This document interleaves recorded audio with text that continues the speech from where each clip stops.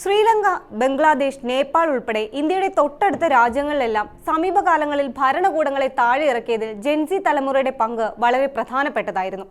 ഇതിന്റെ ചുവട് പിടിച്ച് ഇന്ത്യയിലും പ്രക്ഷോഭങ്ങൾ ഉണ്ടാകുമെന്ന ചർച്ചകൾ ഉണ്ടായിരുന്നെങ്കിലും അത്തരത്തിലൊന്ന് ഇന്ത്യയിൽ ഇതുവരെ സംഭവിച്ചിട്ടില്ല. സമീപ രാജ്യങ്ങളിലെല്ലാം തെരുവിലിറങ്ങിയുള്ള പ്രക്ഷോഭങ്ങളാണ് ജെൻസി തലമുറയിൽ നിന്നുണ്ടായിരുന്നതെങ്കിൽ ഇന്ത്യയിൽ അത് ബീഹാർ നിയമസഭാ തെരഞ്ഞെടുപ്പിൽ ജനാധിപത്യ മാർഗത്തിലൂടെയായിരിക്കും സംഭവിക്കുക.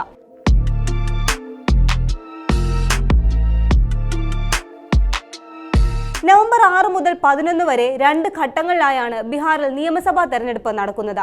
SIR നടപ്പാക്കിയതിനു ശേഷം തെരഞ്ഞെടുപ്പ് കമ്മീഷൻ പുറത്തുവിട്ട കണക്കുകൾ പ്രകാരം ബീഹാറിലെ ഈ നിയമസഭാ തെരഞ്ഞെടുപ്പിൽ വോട്ട് ചെയ്യുന്നത് ആകെ 7.43 കോടി വോട്ടർമാരാണ്. ഇതിലാകെ 1.77 കോടി വോട്ടർമാർ ജെൻസി വിഭാഗത്തിൽ നിന്ന് ഉള്ളവരാണ്. ഇതിൽ 1.63 കോടി പേർ 20നും 29നും ഇടയിൽ പ്രായമുള്ളവരാണ്. 14.1 ലക്ഷം പേർ 18 മുതൽ 19 വയസ്സുള്ള പുതിയ വോട്ടർമാരുമാണ്. ഈ വോട്ടർമാരായിരിക്കും ബീഹാറിലെ നിയമസഭാ തെരഞ്ഞെടുപ്പിലെ ജയപരാജയങ്ങൾ നിർണ്ണയിക്കുക. ഉദാഹരണമായി ബീഹാറിലെ നവാഡ ജില്ലയിലെ മാത്രം കണക്കുകൾ പരിശോധിച്ചാൽ ഇവിടെ SIR പ്രക്രിയയ്ക്ക് ശേഷം പുറത്തിറക്കിയ കണക്കുകൾ പ്രകാരം ആകെയുള്ളത് 17.16 ലക്ഷം വോട്ടർമാരാണ്. ഇതിൽ 3.64 ലക്ഷം വോട്ടർമാർ ജെൻസികളാണ്. ഇതിൽ തന്നെ മഹാഭൂരിഭാഗവും ആദ്യമായി വോട്ട് ചെയ്യുന്നവരുമാണ്. ഇവിടെ തീർച്ചയായും ഈ വോട്ടുകൾ നിർണായകമാകും. സോഷ്യൽ മീഡിയ ഉപയോഗവും അവിടെ നടക്കുന്ന പ്രചാരണങ്ങളും അവരുടെ വിഷയങ്ങൾ ആരാണ് ഉന്നയിക്കുന്നത് എന്നതുമെല്ലാം അവർ ശ്രദ്ധിക്കുന്നുണ്ട്. അത് വോട്ടായി മാറുകയും ചെയ്യും. ബീഹാറിലെ ജെൻസി വോട്ടർമാർ കോൺഗ്രസും RJDയും നേതൃത്വം നൽകുന്ന ബീഹാറിലെ ഇന്ത്യ സഖ്യത്തെ പിന്തുണയ്ക്കുമെന്നേ കരുതാനാകൂ. അത് ഉറപ്പിക്കാവുന്ന തരത്തിലുള്ള പങ്കാളിത്തം ബീഹാറിൽ രാഹുൽ ഗാന്ധി നടത്തിയ വോട്ടർ അധികാർ യാത്രയിൽ ഉൾപ്പെടെ ഉണ്ടായിട്ടുണ്ട്. തേജസ്വി യാദവിന്റെ നേതൃത്വത്തിൽ ഇപ്പോഴും തുടർന്നുകൊണ്ടിരിക്കുന്ന തെരഞ്ഞെടുപ്പ് പ്രചാരണ പരിപാടികളിലും ഏറ്റവും ഉയർന്ന പങ്കാളിത്തം ജെൻസികളുടേതാണ്. ഇന്ത്യ സഖ്യം മുഖ്യമന്ത്രി സ്ഥാനത്തേക്ക് 35 വയസ്സ് മാത്രം പ്രായമുള്ള തേജസ്വി യാദവിനെയാണ് ഉയർത്തി കാണിക്കുന്നത് എന്നതാണ് യുവാക്കളുടെ പിന്തുണ ഉറപ്പാക്കുന്ന പ്രധാന ഘടകങ്ങളിലൊന്ന്. വിവിധ മുന്നണികളുടെ ഭാഗമായി 9 തവണ മുഖ്യമന്ത്രിയായ 74-കാരനായ നിതീഷ് കുമാറിനെയാണ് NDA മുഖ്യമന്ത്രി സ്ഥാനത്തേക്ക് പരിഗണിക്കുന്നത് എന്നതും യുവാക്കളെ ഇന്ത്യ സഖ്യത്തിന് അനുകൂലമായി ചിന്തിക്കാൻ പ്രേരിപ്പിക്കുന്നു.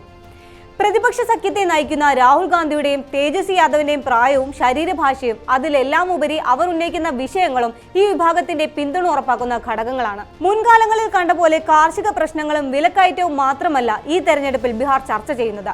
വിദ്യാഭ്യാസവും തൊഴിലില്ലായ്മയും കുടിയേറ്റ പ്രശ്നങ്ങളുമെല്ലാം ഈ തെരഞ്ഞെടുപ്പിൽ ചർച്ചയായിട്ടുണ്ട്.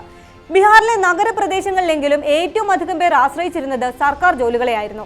എന്നാൽ വലിയ എഞ്ചിനീയറിംഗ് പ്രൊഫഷണൽ എന്ന് അവകാശപ്പെടുന്ന നിതീഷ് കുമാറിന്റെ കാലത്ത് തന്നെയാണ് ബീഹാറിലെ PSC പരീക്ഷകളിൽ വ്യാപക ക്രമക്കേടുകൾ നടന്നത്. ചോദ്യപേപ്പർ വ്യാപകമായി ചോർത്തി നൽകിയതും നിയമനത്തിനായി പണം നൽകേണ്ടി വന്നതും അനർഹർക്ക് വ്യാപകമായി നിയമനം നൽകിയതും ഉൾപ്പെടെയുള്ള ക്രമക്കേടുകളാണ് ബീഹാറിലെ PSC പരീക്ഷകളിൽ നടന്നത്. നഗരമേഖലയിൽ ഉൾപ്പെടെയുള്ള യുവാക്കളുടെ തൊഴിൽ സ്വപ്നങ്ങൾക്ക് ഇത് വിലങ്ങുതടിയാവുകയും ചെയ്തു. മാത്രവുമല്ല, ഒഴിവുകൾ റിപ്പോർട്ട് ചെയ്യുന്നതിലും പരീക്ഷകൾ നടത്തുന്നതിലും നിയമനം നടത്തുന്നതിലും നിലവിൽ രാജ്യത്തെ ഏറ്റവും പിറകിൽ നിൽക്കുന്ന സംസ്ഥാനങ്ങളിൽ ഒന്നാണ് ബീഹാർ. 2022 കേന്ദ്ര സർക്കാർ അഗ്നിപഥ് പദ്ധതി പ്രഖ്യാപിച്ചപ്പോൾ രാജ്യത്തെ ഏറ്റവും വലിയ പ്രതിഷേധങ്ങൾ നടന്ന സംസ്ഥാനമാണ് ബീഹാർ. രാജ്യത്തെ സൈനിക ജോലികളിലേക്ക് ഏറ്റവും അധികം അപേക്ഷകൾ വരുന്ന സംസ്ഥാനവുമായിരുന്നു ഇത്.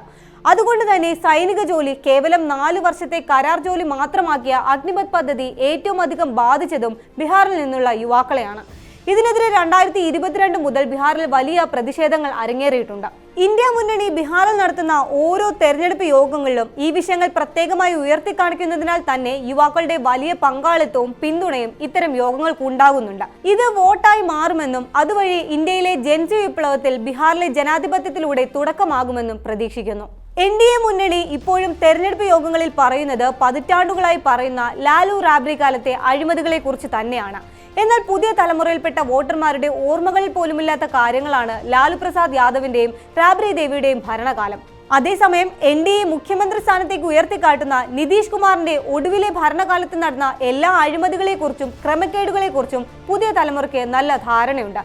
കാരണം അവർ സോഷ്യൽ മീഡിയയും വാർത്താ മാധ്യമങ്ങളും ശ്രദ്ധിച്ചു തുടങ്ങിയ കാലത്ത് തന്നെയാണ് നിതീഷ് കുമാർ ഭരണം നടത്തിയത്. കേവല പ്രസംഗങ്ങൾക്കപ്പുറം രാഹുൽ ഗാന്ധി യുവാക്കളെ ലക്ഷ്യമിട്ട് പ്രത്യേക ക്യാമ്പയിനുകൾ നടത്തിയതും ജെൻസി വിഭാഗത്തിന്റെ പിന്തുണ ഉറപ്പാക്കുന്ന തരത്തിലുള്ളതായിരുന്നു. രാജ്യത്തെ യുവാക്കൾ ഭരണഘടനയെ സംരക്ഷിക്കുമെന്നും വോട്ട് മോഷണം തടയുമെന്നും ജനാധിപത്യം സംരക്ഷിക്കുമെന്നും ബീഹാറിൽ നടത്തിയ വോട്ടർ അധികാർ യാത്രയിൽ രാഹുൽ ഗാന്ധി നിരന്തരം പറഞ്ഞുകൊണ്ടേയിരുന്നതും ജെൻസികളെ ലക്ഷ്യമിട്ട് തന്നെയാണ്. രാഹുൽ ഗാന്ധി പങ്കുവെക്കുന്ന സോഷ്യൽ മീഡിയ പോസ്റ്ററുകൾ ഉൾപ്പെടെ ജെൻസികൾക്കിടയിൽ വലിയ സ്വാധീനമുണ്ടാക്കുന്ന തരത്തിലുള്ളതാണ്. കൂടുതൽ സർക്കാർ ജോലികൾ സൃഷ്ടിക്കുമെന്നും പൊതുപരീക്ഷകൾക്കുള്ള അപേക്ഷാ ഫീസുകൾ വെട്ടിക്കുറയ്ക്കുകയോ പൂർണ്ണമായും ഒഴിവാക്കുകയോ ചെയ്യുമെന്നുമുള്ള വാഗ്ദാനങ്ങൾ ഇന്ത്യ സഖ്യം മുന്നോട്ട് വെക്കുന്നുണ്ട്. +2 പാസ്സായവർക്ക് ഉന്നത വിദ്യാഭ്യാസത്തിനായി പലിശരഹിത വായ്പയും ബിരുദധാരികളായ തൊഴിൽ രഹിതർക്ക് തൊഴിലില്ലായ്മ വേതനമായി 1000 രൂപയും നൽകുമെന്നും ഇന്ത്യ സഖ്യം അവരുടെ തെരഞ്ഞെടുപ്പ് യോഗങ്ങളിൽ പ്രഖ്യാപിക്കുന്നുണ്ട്. സംസ്ഥാനത്തെ എല്ലാ മത്സര പരീക്ഷകളുടെയും പ്രിലിമിനറി ഫീസ് 100 രൂപ മാത്രമാക്കി ഏകീകരിക്കുമെന്നും ഇന്ത്യ മുന്നണി പ്രഖ്യാപിച്ചിട്ടുണ്ട്. ഇതെല്ലാം ഇന്ത്യ മുന്നണിക്ക് അനുകൂലമായ ജൻസി വോട്ടുകളായി മാറുമെന്നാണ് വിദഗ്ധർ അഭിപ്രായപ്പെടുന്നത്. മെച്ചപ്പെട്ട വിദ്യാഭ്യാസം, തൊഴിൽ, ജീവിത സാഹചര്യങ്ങൾ എന്നിവയില്ലാത്തതിനാൽ ബീഹാറിലെ യുവാക്കൾ നിരാശരാണെന്ന് പട്നയിലെ AN Sinha institute of social studies മുൻ ഡയറക്ടർ DM ദിവാകറിനെ ഉദ്ധരിച്ചുകൊണ്ട് ടൈംസ് ഓഫ് ഇന്ത്യ റിപ്പോർട്ട് ചെയ്യുന്നുണ്ട്.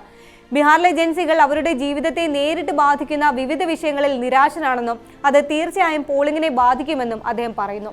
എന്നാൽ സമീപ രാജ്യങ്ങളിൽ കണ്ട പോലെ ജൻസികളുടെ നിരാശ കലാപമായി മാറില്ലെന്നും അത് തെരഞ്ഞെടുപ്പിലായിരിക്കും പ്രതിഫലിക്കുക എന്നും AN സിൻഹ ഇൻസ്റ്റിറ്റ്യൂട്ടിലെ സോഷ്യൽ സയന്റിസ്റ്റ് BN പ്രസാദും പറയുന്നുണ്ട്. ഈ റിപ്പോർട്ടുകളെല്ലാം വ്യക്തമാക്കുന്നത് ഇത്തവണ ബീഹാറിന്റെ വിധി നിർണ്ണയിക്കുക ജൻസികളായിരിക്കുമെന്നാണ്.